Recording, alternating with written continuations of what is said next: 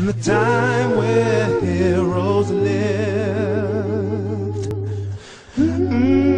People like Salahuddin, who gave his life for Islam, our legacy.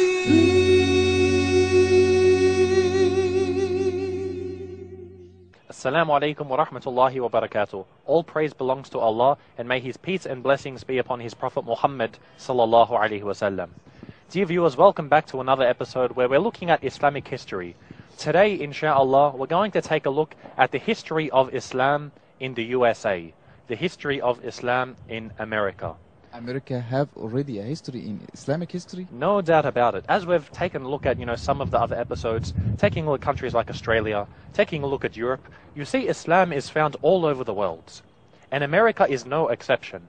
Insha'Allah, we're going to look a little bit about, the history of things that happen, but also certain points about the history of Islam in the USA that are really, I think they're going to blow your minds. You're going to say, oh my God, I really never knew anything about this. Insha'Allah, this is what I hope to achieve by the end of this episode, insha'Allah. Now, we do have an American with us, don't we?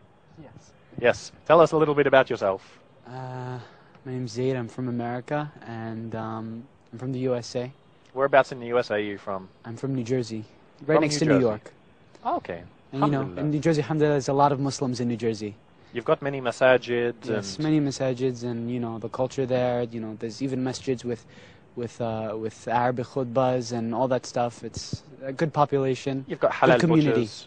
Of course, you have halal butchers. Halal restaurants. Grocery stores, just run by Muslims. All of that. Alhamdulillah, this is very, very good to see. So what we're going to do is we're going to rewind. We're going to go back to the start, the beginning of Islam in the USA. Now, we know USA was called the New World because you had Europe, you had Asia, you had Africa. And these were the three main continents of the world. And many people speculated, they said maybe there's another land. And it was actually interesting, a lot of the early Christians, they actually said that it's impossible that there's going to be another land other than these three continents. And this was the view of some of the people in the Christian church. Because they said the fact that there's three continents proves the Trinity. Yes, because in the Bible they said that the earth is a round plate. Bible. This is a whole nother issue that we're looking at. But they said the three continents, the three continents that are actually joined, three distinct continents, but they're one large continent, Europe, Asia, and Africa. A lot of people in the Christian church use this as a justification to justify the Trinity. So they said if there's another continent, this proves the Trinity wrong. Of course, yeah. It's something strange for us to, we know today you've got more than, these three. You've got Australia, Antarctica, you've got the Americas. But this was one of the views that was held at the time. If you said there was something beyond these three, you considered a heretic. So today, because that we have septinity, for nowadays we have 7 continents. So we have septinity. We won't go into the Aqidah, the theology of continents. Regarding is there 6 or 7? So we have septinity or sectinity. Alhamdulillah, we know as Muslims, the whole world Allah has created this. And Allah is above His creation and He's one. He's, Wahid al-Ahad. So khair. There was, a lot of speculation about, this new world. And the Europeans, they wanted to travel to this new world to, see the things that it might have. See if they could get something out of this. Now, eventually, we know that Columbus did eventually travel to America. He didn't actually come to the mainland of America, but he got to the Caribbean, to this area. And this was in 1492. And we listen that he is a hero. According to some people. And I'm sure that you would have, seen in the USA around Columbus Day. A lot of the Native Americans, they say, he's no hero. He's a criminal. He began the invasion of our lands. So you see, there is a lot of debate about, the role of Columbus. We know as Muslims, because 1492, it's a significant year in Islamic history, because this was the fall of Granada. This was the end of Al-Andalus. No. And as we know, 1492 was the fall of Andalus, and the same year that America was discovered. And we'll talk about why it wasn't discovered properly. Discovered, of quotation marks around it. What had happened basically was the King and Queen of Spain, Ferdinand and Isabella, they was all of their money was going towards, their fight against the Muslims, the Reconquista, reconquering the lands.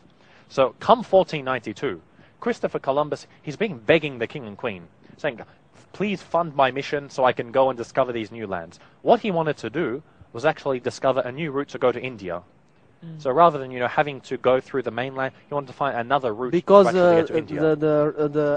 the route in that day was across the Muslim lands. Yes. So we see that the reason because of the Muslims. Because as we seen in this all shows that they're all the reasons for this are Muslims. Because the Muslims, for example, for Magellan, the Muslims were the first after Greece and the Romans to said that the plate that the Earth isn't a plate. So the Magellan has gone to prove this. So it's all about Muslims. Yeah, and this is part of the reason because they wanted to avoid the Muslim lands, Central Asia. And he all what he wanted to take fund to see other way going to India. Yes. Why India? India's got the land of spice. You'd go there, and India had a lot of things available. The best spices. A lot of commodities, things like this. So Trade. they wanted to find from For trade. business. Yeah, absolutely trade. So this is why he said to the king and queen, you fund my mission. First it's going to give him his livelihood. He's an explorer, but it's also going to justify, trade for the empire. It's going to generate business. It's going to be better for them.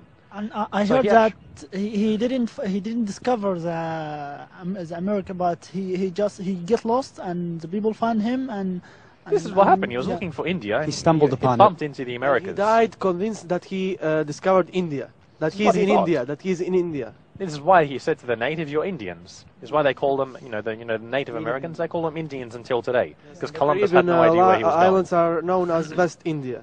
Indeed. So what had actually happened was 1492. All of a sudden, the king and queen, they're not going to say no to Columbus anymore. Why?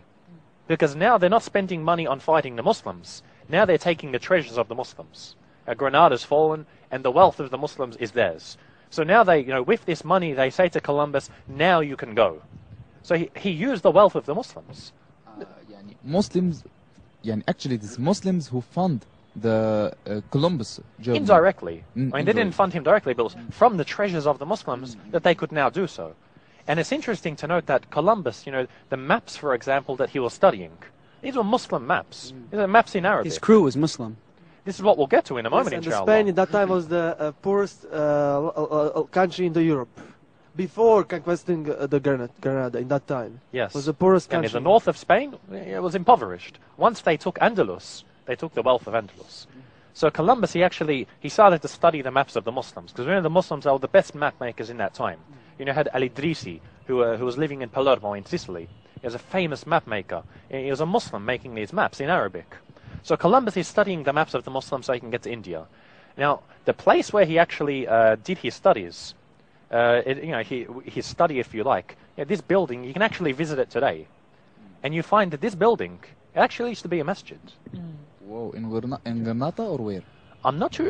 It wasn't in Granada. It's in a city a little bit far away from Granada. But you can visit it today. And, they don't tell you it's a masjid. But you actually put a little bit of study into it, and you take a look at the architecture of the building. This actually used to be a masjid. So they've kicked the Muslims out. They've said to Columbus, this is your study. Here are their maps. Here's their money. Take this. Took the and they gave him the masjid of Muslims. Yes. And with this, he sailed. And as you mentioned, it's speculated. There's a lot of difference of opinion about this. But no doubt there were Arabic speakers on that ship. People that spoke Arabic. Ship who go to America, who discovered the America. The one who discovered America. And it said many of them were Muslims. I've heard that. I heard the story that there's Muslim people went there before Columbus or something like that. This is what we're going to talk about in a moment, inshallah. Genghis But talking about the ship of Columbus. I've actually heard that his right-hand man was a Muslim. It's said, and again, this is speculation. There's no hard historical fact, but we know at least there were Arabic speakers on the boat. No doubt about this. People spoke Arabic. They're coming from Andalus, And I heard from the that Muslim lands. his translator for the Arabic was some Jew who converted to Christianity for the translation of this mass because he didn't know Arabic. Yes. Columbus. So what had happened? So at this time, the Arabs, they had more advanced maps than basically where he was from. So that's how. Yeah, this was from his land. The Muslims of Andalus had the best maps. So now they've conquered Andalus, he's taken the maps, he's taken the wealth, he's taken the masjid to study in, and he set forth. And it said, some of his crew were Muslims. And we know that after the fall of Andalus, the Inquisition, which happened later on, the Muslims had to hide their faith. So if you're a Muslim, you might say, okay, I'm a Christian to save yourself from being persecuted, but reality is, at heart, you're a Muslim. And there are some accounts, again, these aren't necessarily stated in history, but there's the story that his right-hand man was a Muslim, and he actually rebelled against Columbus. During the travel to the Americas, he actually fought against him, and he declared jihad against Columbus, basically. In the ship.